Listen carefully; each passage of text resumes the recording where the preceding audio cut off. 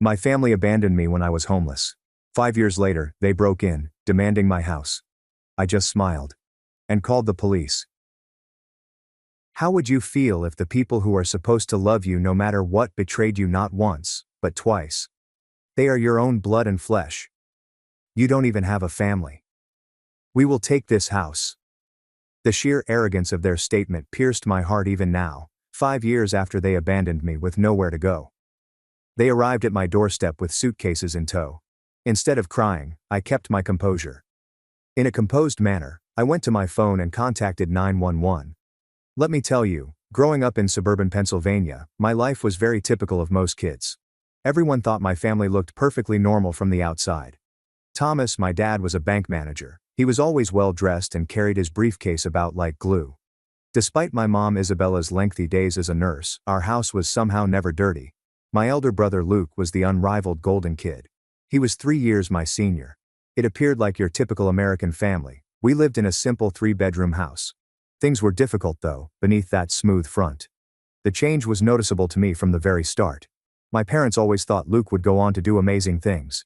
His average performance was praised. Everyone expected me to get consecutive A's. My parents celebrated his acceptance to State University with a massive party and a brand new car, even though his scholarship was just half. To pay for his education, they practically emptied their savings. Am I? I was informed that I would have to work part-time in order to pay for college as early as my freshman year of high school. At the age of 15, I was working full-time at the neighborhood diner, where I saved every dime by flipping pancakes and burgers in addition to attending school. Nobody ever said that I was planning to attend a famous university, even though I had great marks and was quite involved in extracurricular activities. Even though they never said it directly, the message was loud and obvious. Luke was a wise financial move. I was the cog in the wheel. My grandma Samantha, who is my mom's mother, was the only person who believed in me and saw me for who I really was. Her little cottage and yard seemed like something out of a fairy tale to me, although she lived approximately an hour away. I would spend 3 weeks of pure happiness there every summer while Luke attended a sports camp that my parents paid for. My salvation came throughout those weeks. With her hands worn from decades of gardening, she would whisper, "Ava," as she delicately guided my fingers into the dirt as we planted tomatoes. As Grandma Samantha would say, "Never let anyone tell you what your worth is. Only you decide that." She would also add, "Never depend on someone else to keep a roof over your head. Learn to build your own." Grandma Samantha possessed an iron will. After my grandpa passed away when my mom was 13 years old, my grandma worked as a seamstress and with the help of her 3 children, saw them through to college. During times when I felt trapped at home, her independence served as a beacon for me. The pressure from my parents grew stronger as I got closer to college. My mother insisted that I follow in her footsteps and become a nurse. "It's a stable profession, Ava. You'll always have work," Mom would continue, oblivious to the reality that medicine had zero fascination for me. Then my dad chimed in to support her, saying, "Creative careers are for people with family money to fall back on." They failed to understand that it was during my junior year that I discovered my true calling: graphic design. Miss Winters, my art instructor, saw that I had a knack for composition and gave me my first introduction to computer-aided design. I spent my after-school hours competing in local events. I couldn't get enough. My folks didn't take my regional design prize seriously. They thought it was a fun pastime rather than a potential profession. The deadline for my senior year of high school to apply to colleges was the pinnacle of the stress. The design department at our local community college was really good, so I applied there as well as to a number of reasonably priced state universities that offered arts programs. However, my parents made it clear that they would not pay for my college unless I changed my major to either business or nursing when the admission letters arrived. During dinner, my dad made it clear that getting a degree in the arts would not be a waste of money. I looked to my mom for encouragement, but she just gazed at her plate. "If you want to throw away your future, you can pay for it yourself." Returning from college, Luke grinned across the table. "Maybe you should listen to Dad, Ava. Not everyone is cut out for a real career." I sobbed myself to sleep that night. Still, I woke up the next morning with a calm determination. No matter what happened, I would go to community college, work full-time, and earn a degree in design. My dad sighed and shrugged again when I told him about my decision over breakfast. "Your life, your mistake." I then moved into a small apartment with 2 roommates after graduating with honors from high school. Despite putting in approximately 42 hours a week at both my retail job and coffee business, I managed to keep my GPA in design classes at 3.9. Drawing courage from Grandma Samantha's unfaltering faith in me, I paid her a visit whenever I could. I transferred to a public institution to complete my bachelor's degree after 2 years at community college. At that point, I hardly spoke to my parents anymore. Our only contact was during our annual Christmas visits, when my dad would probe me about my future earnings potential, and my mom would sneakily give me $22 while whispering, "In case you need to eat." By this point, Luke had graduated and landed a job at a financial firm.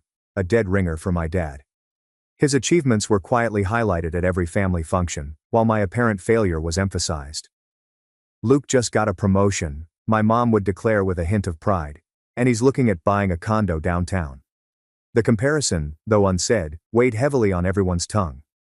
My 4-year absence from home coincided with my 22nd year of college, when I earned my bachelor's degree. In lieu of my commencement celebration, my parents opted to attend a conference pertaining to Luke's profession. The sole member of Grandma Samantha's family present was her, who was already a walker-bound grandma owing to her arthritis. More than 1,000 faraway relatives, her happy grin as I crossed the stage meant the world to me. After completing my degree, I made the decision to relocate to Philadelphia in search of more favorable employment prospects. I had landed an internship that might turn into a full-time job, and the design community there was thriving. I had supper with Grandma Samantha the night prior to my departure. I confessed, "I'm scared," when we ate pie on her porch. She raised her 73-year-old blue eyes to meet mine and said, "What if they're right and I fail?" as she held my hand. "Ava, the only true failure is living someone else's dream. You follow your heart and I will always be here if you need a soft place to land." I woke up the next morning with those words ringing in my ears, and I hopped in my beat-up car, ready to take on the world and show my family that I could succeed the way I wanted to. Despite the difficulties, I gained so much from my first 2 years in Philadelphia. After finishing my internship, I was offered a position as a junior designer at a boutique advertising agency. Despite the low salary, I was able to expand my portfolio and network. A teacher named Jessica, whom I had met online, lived with me in a fairly run-down 2-bedroom apartment. Thrift shop bargains and do-it-yourself projects helped us transform our little apartment into a homey abode, and we made fast friends in the process. Whenever I could, I would see Grandma Samantha and call her once a week. While I still made sure to phone them on my birthday and visited them during a tense Thanksgiving, that was about it for our communication. Naturally, Luke had gotten another promotion and purchased that condo in the city. Whenever we chatted, my mom would bring it up. In the end, it all came crashing down 5 years ago. Our sector was severely impacted by the recession. Within a 2-month period, the marketing agency where I was employed lost a number of significant clients. There was a notice of bankruptcy attached to the window, and the doors were closed when we all showed there one Monday morning. Suddenly, I found myself without a job. I began applying for design jobs I could find, freelancing on the side, and getting in touch with former clients. However, spending cuts were implemented across the board, with freelance designers being one of the first to go. Since I still needed to pay rent and buy groceries, my already small savings quickly disappeared. Even though Jessica wasn't exactly rich with cash, she helped out wherever she could by paying for utilities and sharing what was left over from the teacher's lounge. I got a notice to vacate the premises after 3 months of low pay and steadily increasing expenses. The landlord's tolerance for my 2 months of incomplete rent payment had finally worn thin. I couldn't afford to pay the entire rent on my own, because Jessica and her boyfriend were moving in together the following month. My realization that I was weeks away from becoming homeless sent me into a panic. I choked down my pride and contacted my parents, since there was absolutely nowhere else to turn. After 4 rings, my mom finally picked up the phone and replied, "Hello." "Mom, it's Ava," I whispered, my voice quivering with uneasiness. "I need help." She paused, and I could overhear her pleading with my dad. "Thomas, it's Ava.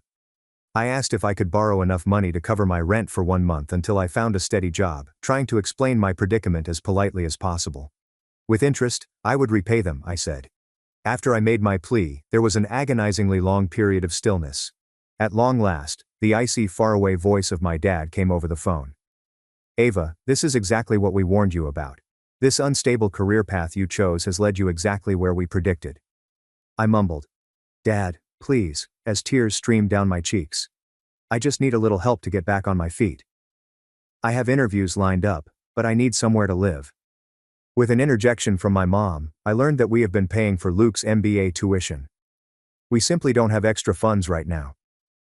I could tell you it was false. My parents had always managed to find a way to fund Luke's pursuits. They meant that they were short on funds for me. When you disregarded our counsel, you made your bed, my dad went on to say. Perhaps this will teach you to make more practical decisions in the future. No assistance, not even a temporary place to stay, was offered at the end of the call. I sobbed till I could hardly breathe as I sat on the floor of my bedroom, surrounded by partially packed boxes. I attempted to contact Grandma Samantha that evening, but she was unreachable.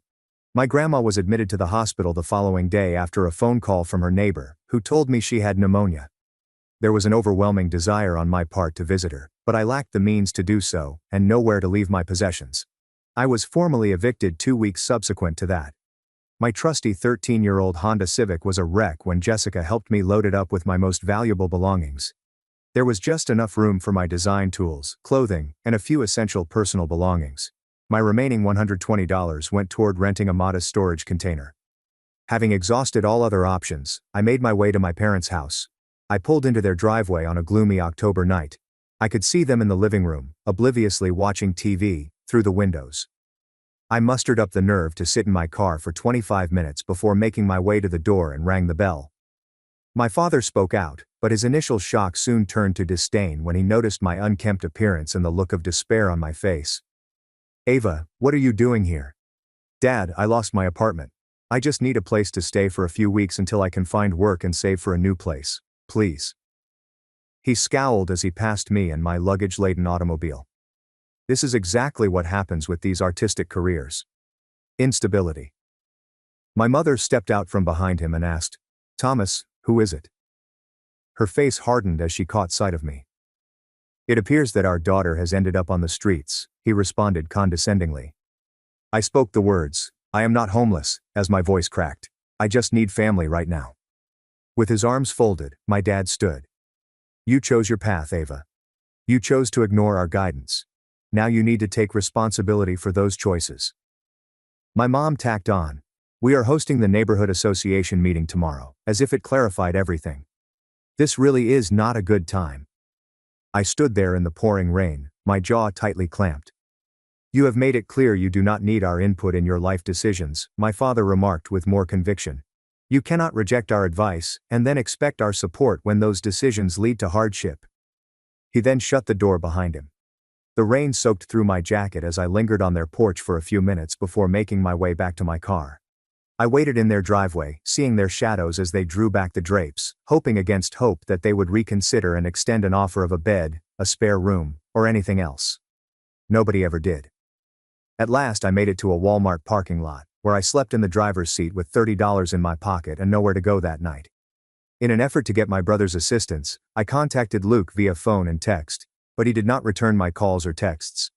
I used the library's computers to look for jobs and residences, and took showers at a gym where I was a member for 2 weeks while living in my car. I kept trying to reach my parents by calling and leaving more urgent voicemails, but they never returned my calls.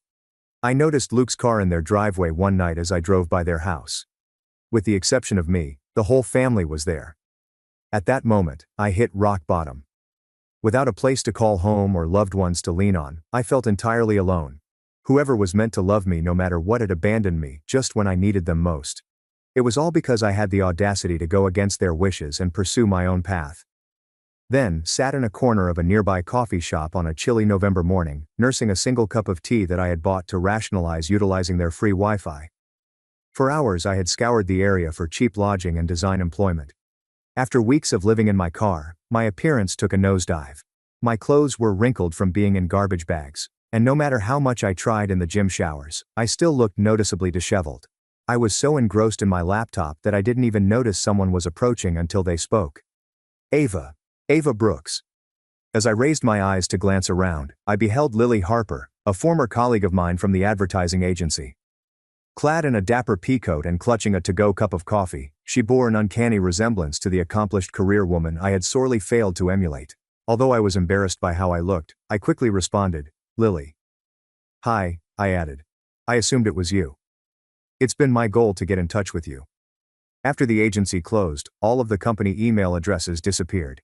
She sank into the chair across from me, either oblivious to, or graciously disregarding my disheveled appearance.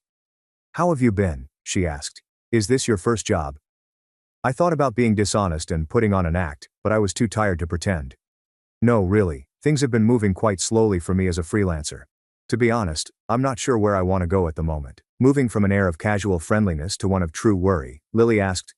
Between locations as in housing? As I fought back tears of shame, I nodded and said, it's been a rough few months. Ava, are you making a home in your car? Lily asked with a low voice as she leaned forward. I nodded once more, speechless as tears streamed down my cheeks, and Lily drew her chair closer and placed a hand on my arm, instantly piercing through my residual composure. Why were none of us approached by you? After the closure, everyone in the team started checking in with one another. I didn't want anyone to know how badly I was failing, I said. Everyone else seemed to land on their feet. It was tough for everyone, Lily said while shaking her head. She studied my expression for a moment before asking, when was the last time you had a proper meal? I was jobless for 6 weeks before I found something. When I thought about it, I realized I couldn't remember. Granola bars and dollar menu items from fast food joints had been my lifesavers when money was tight. Come on, Lily urged, rising to her feet. Get everything you need. Accompany me, my friend.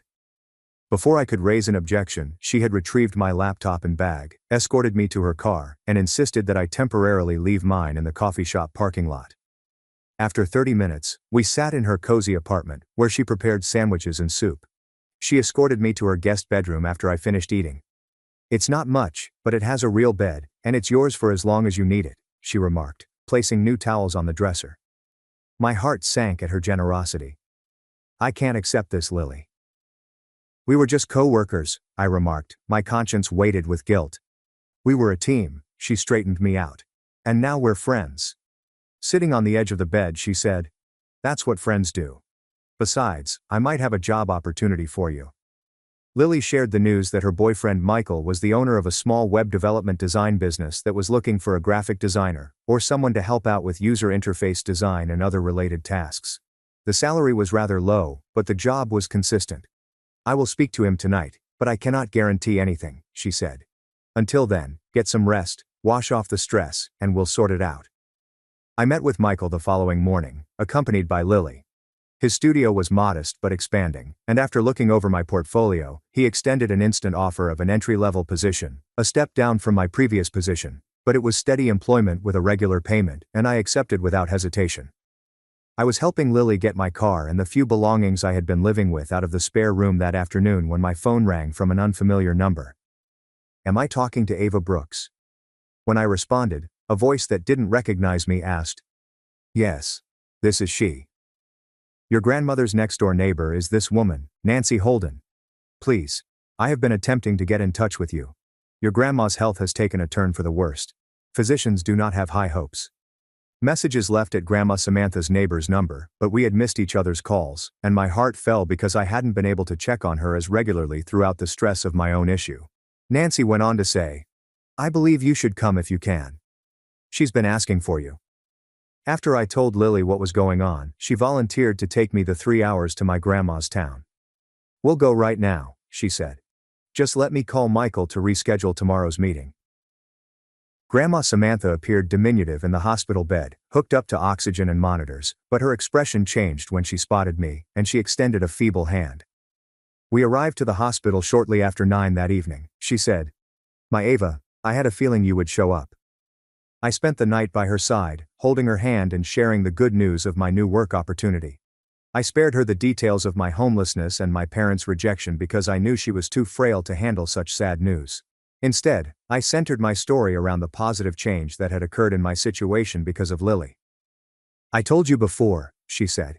You blaze your own trail. A key and a folded document were inside a little box that Nancy had taken to the hospital, and she requested me to get it out of her purse in the wee hours of the morning. The house is yours. It's my will, she whispered. Yours from the beginning. Listen now, she said, her voice strikingly strong despite her frailty. You have the spirit, the strength. You will recover and come home. I attempted to argue, but she shook her head. Your parents are with Luke. Roots are essential. With her hand in mine, Grandma Samantha slept peacefully 2 days later. As I grieved, I had to deal with the practicalities of her passing. My parents were called by the hospital and came to help with the funeral arrangements, appearing appropriately solemn but otherwise uninvolved. Grandma Samantha had bequeathed her cottage and savings to me, with just little keepsakes to my mother and Luke, as we read the will, and their demeanor altered drastically. "Mother always favored you," my mother accused me after the lawyer departed, and my father's face clouded with rage. My mother also teared up. Instead of answering, I went and got the keys to my grandma's house, and started getting ready to move in with my surprise bequest. Though it had been lovingly cared for, the cottage's 85 years of decor and appliances were a stark reminder of my grandmother's age. Nevertheless, it was mine, a home that no one could ever take away from me. With the help of her apartment's essentials and a whole weekend of cleaning, Lily assisted me with the move-in. "It has good bones," she said as we scrubbed the kitchen, "and amazing natural light for a home office." Despite the garden's overgrowth, I could almost hear my grandmother's voice telling me, "You construct your own shelter, Ava." It had been months since I'd felt secure and hopeful enough to fall asleep in her presence. It was always an option. Having found a stable job that I could do remotely and had a roof over my head, I started the process of rebuilding my life. I converted the tiny front room of the cottage into a home office, buying a new desk and all the design equipment I needed. Michael was pleased with my work and gave me more responsibility and pay as I proved myself. The cottage itself became my passion project. I worked on one area at a time, doing my best to stay true to the spirit of Grandma Samantha. Her garden, her pride and joy, became my weekend therapy. I began with little knowledge of plants, but I bought books and watched videos to help me gradually restore the overgrown beds. The transition from city life to small-town living was challenging at first. I was shy and withdrawn, still hurting from my family's rejection, and I was hesitant to make friends. However, I soon learned that small towns have a way of embracing newcomers, whether they're friendly or not. My neighbor, Mrs. Parker, welcomed me with a casserole, even though she had known me for years as Samantha's granddaughter. I started making small talk and waved at people on my way to the post office or grocery store 6 months after I moved in, and then there was Tom from the hardware store. He started setting aside old doorknobs that he thought would go with the cottage's character. James Carter, who was approximately my age and had acquired the store from his uncle just a year before I moved to town, was the proprietor of a small local bookstore that I had been visiting for design inspiration, and more importantly, the great coffee they provided in their associated cafe. "Why don't you just buy it already? You're going to wear that design book out," he said one day as I bought another coffee while perusing the same interior design book. "I am renovating bit by bit due to budget constraints," I smiled and said. "Renovation consultant fee." The following day, I walked in and saw the book behind the counter, wrapped in brown paper. "James, your coffee expertise has elevated our offerings." We became friends over coffee and books, and then over dinner. James was someone I felt comfortable opening up to since he never judged me the way my family did. When I finally told him everything that had led me to this town, he listened patiently without interrupting. After I finished speaking, his sole remark was, "Your parents sound like real pieces of work. It's a shame they're gone." After gaining experience and a solid client list, I took a leap of faith and opened Elevation Designs, a small design studio that specializes in branding for local businesses. Working with Michael's company had shown me that many of these companies struggled with their visual identity but couldn't afford the high fees charged by large agencies. Once I had a website and business cards in hand, I started approaching local shops and restaurants. My first client was James, who needed a new logo and signage for the bookstore. Word got out, and I had enough regular clients to leave my position with Michael within a year. We still worked together, referring clients to each other. I upgraded the cottage as my business expanded, putting in a new roof, modernizing the heating system, and redecorating the kitchen with new appliances while preserving the lovely cabinets that Grandma Samantha had adored. The property value went up significantly as a result of all these upgrades, but that was secondary to my desire to build a home that paid tribute to her while expressing my personal style. With my growing expertise, I tended to the garden and constructed a little patio for days when the weather was nice enough to work outside, as well as a fire pit for those evenings when I wanted to relax by myself. James would often come over, reading me novels he thought I'd like, and listening to my plans for future improvements. At the 5-year mark after Grandma Samantha's death, my life had taken a dramatic turn. Elevation Designs, run out of a converted garage on my property, employed 3 people in addition to myself. I had become well established in the neighborhood, having joined the Small Business Association and even lending a hand in planning the yearly arts festival. James and I were moving beyond friendship, but we were moving slowly because we both valued our independence. Among my friends, I had a growing network of local connections, frequent visits from Lily and Michael, and I hadn't spoken to my parents or Luke since the funeral. Every now and then, I'd get a Christmas card with just their names printed on it, no personal message. The cottage, which had been my grandmother's refuge, had become my own sanctuary and success story. The girl who had slept in her car now owned a debt-free home, ran a profitable business, and had created a life filled with meaningful connections. I was hesitant to cut ties entirely, but needed to protect myself from additional pain, so I sent similar impersonal cards in return. My hard-won tranquility was about to be destroyed by the very people who had once turned me away, but I had done exactly what Grandma Samantha felt I could do: built my own refuge, literally and mentally. On a typical Tuesday morning, I received an email from Luke. It had been 5 years since I had heard from him, so the sight of his name in my inbox turned my coffee tasteless. The subject line of the message read, "Touching base, dear Ava." The message started with an artificially friendly tone. "We haven't communicated for much too long. What you have achieved as a design firm is quite remarkable, and I was amazed when I found your website not long ago. Your parents have expressed their worry over the years since they last heard from you. I pray everything is fine. Come on, Luke. Let's meet up soon." I read the short letter over and over again, but it failed to address my concerns about his lack of support when I needed it, or his rejection of me when I was homeless. Instead, it was a casual, "Hi there," as if we had just lost touch due to mutual indifference. On the day of our lunch date, I showed James the email. Returning my phone to me, he made the observation, "Sounds like someone wants something." He went on to explain, "People don't usually reach out after 5 years of silence just to say hello." Having developed the same suspicion, I nodded in agreement. The timing is strange too. "Why is this the time? Is a response in the works?" he asked. I considered the question. Not yet. After 5 years of silence, the sight of my parents' number rang 3 days later, and I answered without thinking, wanting to know whether there was more to this sudden interest. "Ava, darling," my mother's unnaturally cheerful voice chirped. "It is so good to finally hear your voice." A non-committal, "Mom," I responded. "This is unexpected. You know, we've been giving you a lot of attention recently." According to Luke, he tried getting in touch but had no response. We had concerns. "I've been busy," I said. "Running my business takes a lot of time." "Your website was visible to us, yes. Impressive, my dear. Your father and I were just expressing our utmost pride in all that you have achieved. Anyway, we feel terrible about the misunderstandings in the past." The praise felt hollow after years of criticism and abandonment, my mother said before I had a chance to reply. "Family is paramount, and we long to re-establish contact. Maybe we may drop by soon to see you." "Complicated matters? Is that what you call rejecting your daughter when she was homeless?" I asked again, my voice quivering with frustration. "We all messed up, Ava." My mom paused and then spoke again, this time with a quieter voice. "Even though we were going through a tough patch at the time, it is now behind us. Our current priority should be mending our relationship." I promptly canceled the phone after agreeing to consider a visit without settling on a date since her tone seemed scripted, as if she had practiced this talk. I answered the phone that night, even though it was against my better judgment, since I had gotten a call from Luke. "Hey sis," he began with an artificial smile. "My mom said you two had a conversation. It's wonderful that we are all getting back together. It's Luke. What's happening?" I inquired directly. Why the sudden interest in reuniting as a family after 5 years? "Why wouldn't a brother desire to mend fences with his sister?" he asked, his voice slightly off-key. However, I must admit that things have been somewhat difficult as of late. In the following 20 minutes, Luke filled us in on the family situation.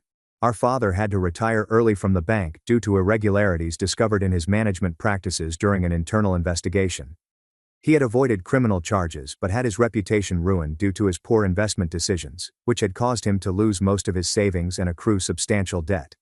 Our mom was unable to perform full shifts at the hospital due to back difficulties. "Our family has had to drastically reduce our living space because our condo was foreclosed and our parents had to sell our house," Luke remarked. "They've moved into a tiny apartment." I said, "I'm sorry to hear that. And I meant it with all my heart. That must be difficult. Sure, we need to be there for each other when times are rough, don't we?" He didn't seem to pick up on the irony in his comment.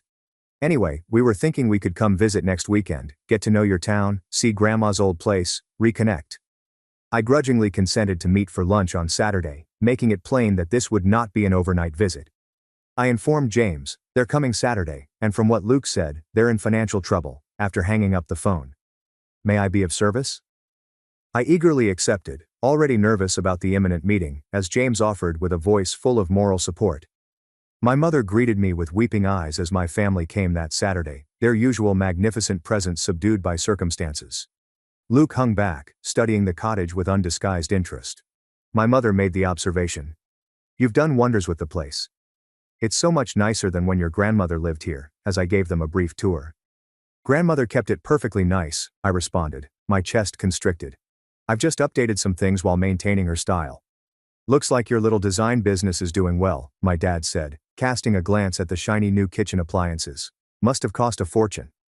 Elevation Designs is doing very well, James whispered in a suave voice. Ava has clients across 3 states now.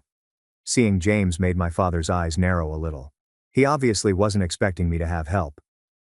Are you James Carter then? I own the bookstore in town and have known Ava since she moved here.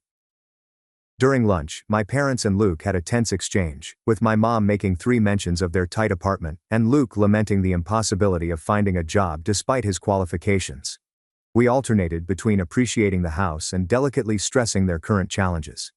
Just as they were about to depart, Luke requested to visit the restroom. He remained gone for an abnormally lengthy period. Upon his return, I observed that he was holding his phone. He made a casual remark about how the cottage had really solid bones and how they were getting terrific reception here, solid investment opportunity.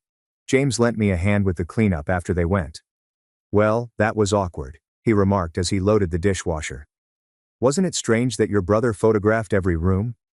A queasy feeling spread across my stomach as I nodded. And my father asking about property values in the area, and my mother commenting on how much space there was for just one person. Ava, you need to be careful, James warned, echoing our mutual suspicions. They are planning something.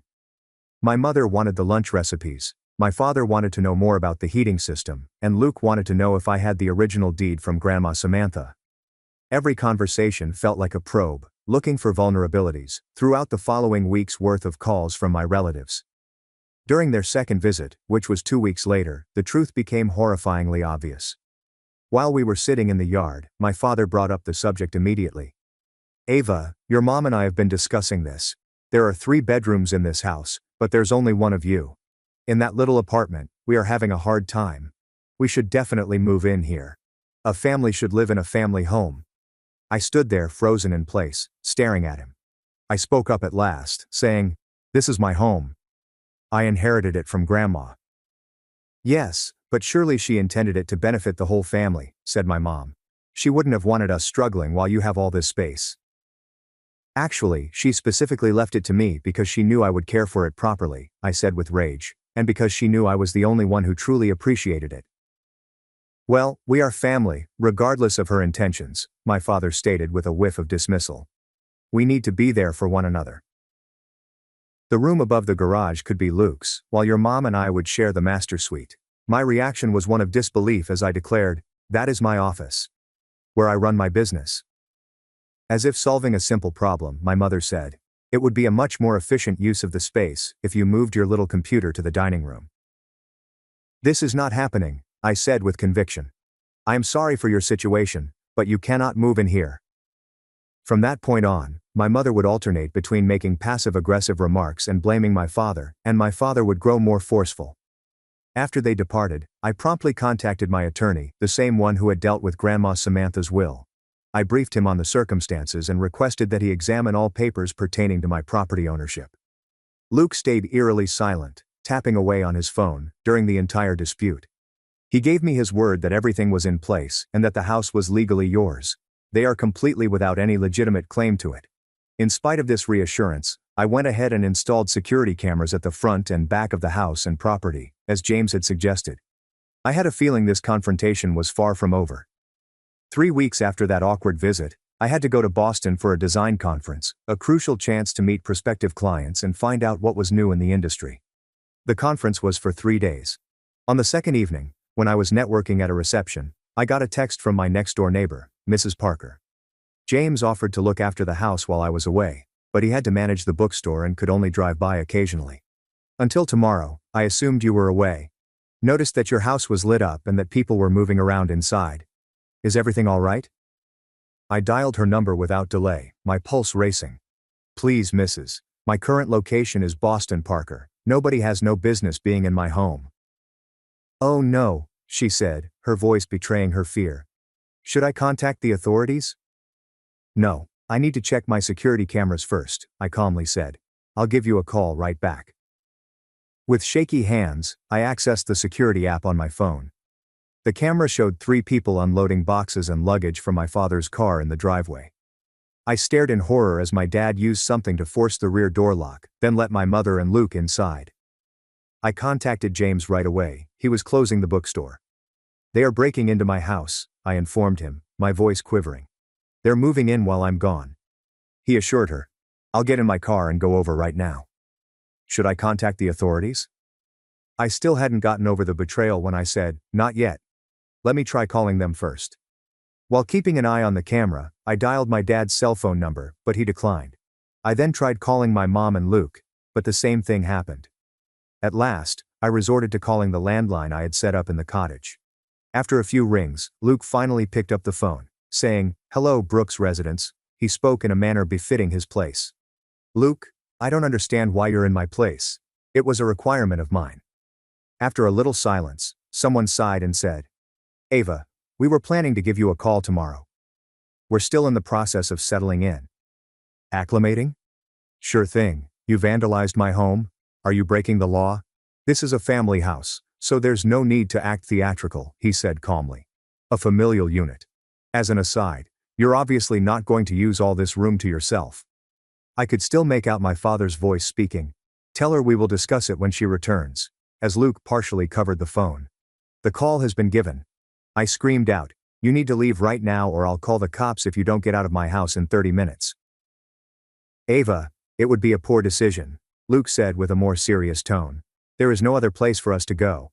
It would be awful to involve the authorities in a situation involving your own family. Besides, Mom and Dad are the ones with a real family connection to this house, not you." "I own this house, Luke. I inherited it from my grandmother." He waved it off as a technicality, but added, "Anyway, we've already spoken to a lawyer about challenging the will.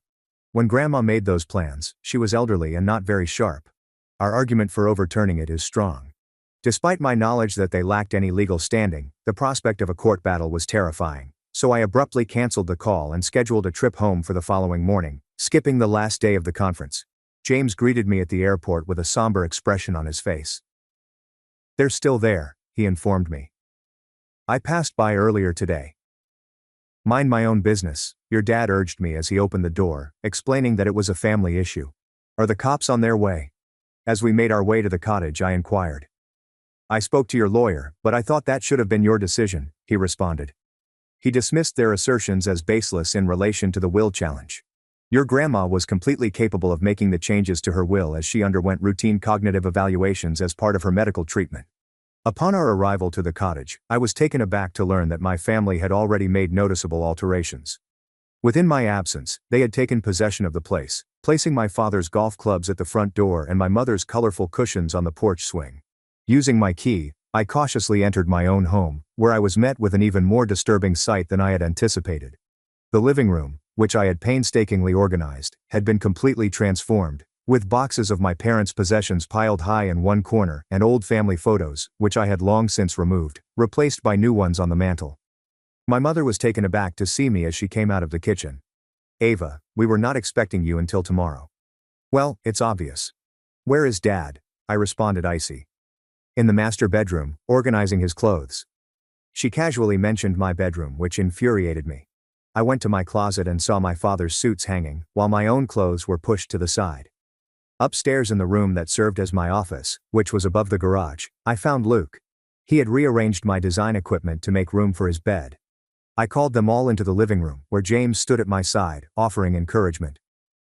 "You all need to leave," I said with conviction. "This agreement is sensible for everyone involved, Ava." My father started by saying this in an authoritative tone. "While we've been fighting for survival, you've got this huge house to yourself." "A situation of your own making," I remarked, "and completely irrelevant to my home ownership." "You don't even have a real family," my mother observed with an unexpected degree of bitterness. No husband, no children, just you and your little business. This house is more important to us than to you. That isn't how property ownership works, James interrupted. He caught my father's eye as he glared at him. You are unconcerned about this. This is a household matter. James is more family to me than any of you have been, said I. He did not abandon me when I was homeless and desperate. Old tales, Luke waved carelessly. But we're here today, prepared to be a family once more. This isn't about family. After you've used up all your resources and need something from me, I added, raising my voice. You seem to be interested in purchasing my house. I heard my dad say, one way or another, we will take this house. He was quite direct and not holding back. We had previously discussed our alternatives with an attorney. Your non-existent options, I corrected. With unsettling assurance, he declared. The house is legally mine for now, but we have documented evidence of your grandmother's declining mental state. That statement rang true. We have a solid claim to her estate as her direct descendants. Without saying a word, I pulled out my phone and contacted 911, knowing full well that he was bluffing. But the conflict had escalated to an unacceptable level. Hey, what you up to? With her widened eyes, my mother demanded. Calling the police to report trespassers in my home, I calmly replied. To clarify, we are not intruders, and we are your family, she yelled out. I informed the dispatcher that family does not break into each other's homes, and I gave my address and explained that someone had broken into my home without my permission and was refusing to leave. James intervened just in time to prevent my father from reaching for the phone. Advising my father, "Don't make this worse," was his strong word. There was tension and silence for the 15 minutes it took the police to come. When 2 officers came knocking on the door, I replied and described what had happened, presenting them my identification along with the cottage's address and the deed. These people entered my home without permission while I was out of town, I pointed out. They damaged my back door lock to get in. The police officers were unwavering in their assessment of the situation, despite my father's best efforts to downplay its significance as a family dispute. Sir, if you do not have legal residence here and the homeowner wants you to leave, you need to leave, the senior law enforcement officer said. Otherwise, you will be arrested for trespassing. I can't believe this. She happens to be my daughter. My dad was not happy about it. Do not assume that you have permission to enter her property without her express written consent. You have been given 30 minutes to gather your immediate possessions, the police responded. We can arrange for anything else to be picked up at a later time. As they grabbed their belongings under the watchful eye of the police, my distraught mother came running up to me.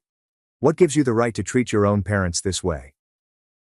Just like you could reject your own daughter when she was helpless, I said, maintaining eye contact with her. The police were given the video footage of the break-in and urged me to get a restraining order. The next day, my lawyer submitted the necessary paperwork, and a week later, I had a temporary order that forbade my relatives from coming near my house. My emotions were all over the place as I watched the police remove my family from my home. I was angry at their entitlement and hurt by their profound betrayal, but mostly I felt validated in my righteous position. I had finally stood up to their emotional manipulation and abuse. I sat with James on the porch swing that my grandmother had liked that night after we had secured the house with new locks. With his arm around my shoulders, he reassured me. You did the right thing. As I watched the night sky fill with stars, I responded, I know. It should not have come to this. My family's attempt at a takeover dragged on for months in court. The temporary restraining order was later made permanent when proof of their plot surfaced. Luke's phone texts showed that they planned to move in while I was away and would try to evict me by claiming emotional duress. Grandma Samantha's sound mental state was confirmed by my lawyer's presentation of her medical records, which exposed their bluff about challenging the will. My father and Luke were both sentenced to probation and community service for minor offenses, and they insisted throughout the proceedings that they were innocent and that the family property should be divided equally. However, when the fallout from their actions became apparent, my mother started to display symptoms of regret. 3 weeks following the court hearing, I got a handwritten letter from her. In contrast to the defensive and entitled tone they had all adopted earlier, her comments appeared sincere in her regrets. I do not expect forgiveness, she said. But I need you to know that I see now how terribly we failed you. In light of everything that has happened recently and all through your life, I can no longer pretend that what we did was justified, even though your father and Luke are still angry. We abandoned you at the very moment you needed us. You can't get away with that. My emotions were all over the place in response to the letter. I wanted to believe in her regret, but I was also afraid she was trying to manipulate me further. After giving it some thought, I penned a short civil response that acknowledged her apology, but did not offer immediate reconciliation, because trust that had been so badly damaged could not be restored so easily. I sought professional help to heal the emotional wounds inflicted by the experience, which included seeing a therapist who specialized in family trauma and becoming a member of a support group for individuals dealing with toxic family relationships. Listening to the stories of others who had been betrayed in similar ways helped me realize that I was not alone and that it was crucial to my healing process to establish healthy boundaries. Family is not defined by blood, my therapist would sometimes remind me. It is defined by consistent love, respect, and support. As I thought about the people who had given me these things, James, whose unwavering presence had become an anchor of my joy. Lily, who had given me a hand when I needed it most. And the neighborhood and fellow entrepreneurs who had accepted me without criticism. This truth rang true. During those difficult months, my relationship with James grew stronger. His steadfast support during the family crisis had shown me the meaning of true partnership. On the first anniversary of the break-in, he proposed in Grandma Samantha's garden, which was now thriving with the perennials I had planted in her honor. "I would be honored to start that family with you.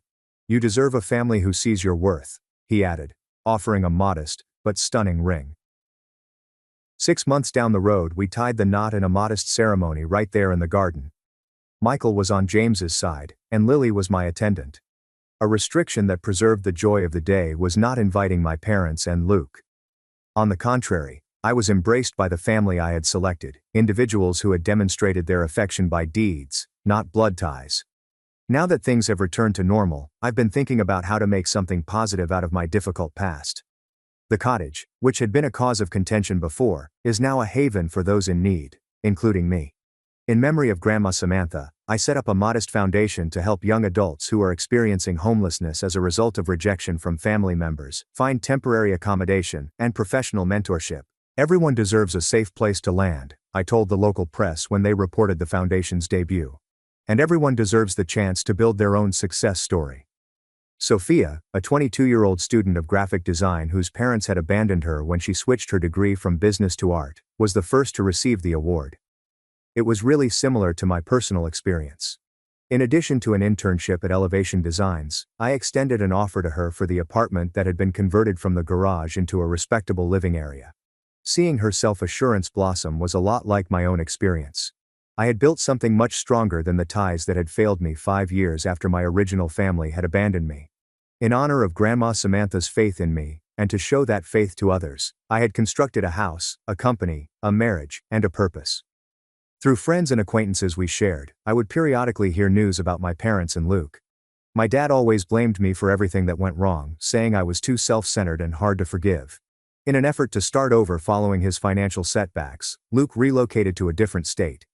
That my mom had tried to start again after divorcing my dad was a sign that she had taken something positive away from our family's collapse. There was still hope for reconciliation, but it would have to be on terms that respected my value as an individual. Sincere regard, rather than practical considerations, should form the basis of any connection. Until then, I made it a point to tend to the solid relationships that had already shown their worth. I frequently thought about the path that had led me here on peaceful evenings while sitting in James's grandmother Samantha's garden. I had learned the hard way that family is not something you are born into, but something you earn through love and respect along my journey from destitute to homeowner, from abandoned daughter to community supporter. I had to figure out that it's better to be alone than to have a family that always brings you down. Furthermore, it is not only feasible, but frequently more satisfying, to build one's own family according to one's own values rather than being bound to harmful blood ties. My grandmother's cottage had evolved into something much more than a mere dwelling. It was tangible evidence that I was worthy of making my mark on the world, that my aspirations and limits were significant. My value was eventually protected when I stood firm in its defense against those who sought to strip it from me. Have you ever had to set limits with relatives who abused your trust? Is your biological family the only one that has ever supported you? If not, have you established a chosen family? We appreciate you taking the time to hear us out. Be cautious. Best of luck. 6 months down the road, we tied the knot in a modest ceremony right there in the garden. Michael was on James's side, and Lily was my attendant. A restriction that preserved the joy of the day was not inviting my parents and Luke. On the contrary, I was embraced by the family I had selected. Individuals who had demonstrated their affection by deeds, not blood ties. Now that things have returned to normal, I've been thinking about how to make something positive out of my difficult past. The cottage, which had been a cause of contention before, is now a haven for those in need, including me. In memory of Grandma Samantha, I set up a modest foundation to help young adults who are experiencing homelessness as a result of rejection from family members find temporary accommodation and professional mentorship. Everyone deserves a safe place to land, I told the local press when they reported the foundation's debut, and everyone deserves the chance to build their own success story. Sophia, a 22-year-old student of graphic design whose parents had abandoned her when she switched her degree from business to art, was the first to receive the award. It was really similar to my personal experience. In addition to an internship at Elevation Designs, I extended an offer to her for the apartment that had been converted from the garage into a respectable living area. Seeing her self-assurance blossom was a lot like my own experience. I had built something much stronger than the ties that had failed me 5 years after my original family had abandoned me. In honor of Grandma Samantha's faith in me, and to show that faith to others, I had constructed a house, a company, a marriage, and a purpose. Through friends and acquaintances we shared, I would periodically hear news about my parents and Luke. My dad always blamed me for everything that went wrong, saying I was too self-centered and hard to forgive. In an effort to start over following his financial setbacks, Luke relocated to a different state. That my mom had tried to start again after divorcing my dad was a sign that she had taken something positive away from our family's collapse. There was still hope for reconciliation, but it would have to be on terms that respected my value as an individual. Sincere regard, rather than practical considerations, should form the basis of any connection. Until then, I made it a point to tend to the solid relationships that had already shown their worth. I frequently thought about the path that had led me here on peaceful evenings while sitting in James's grandmother Samantha's garden.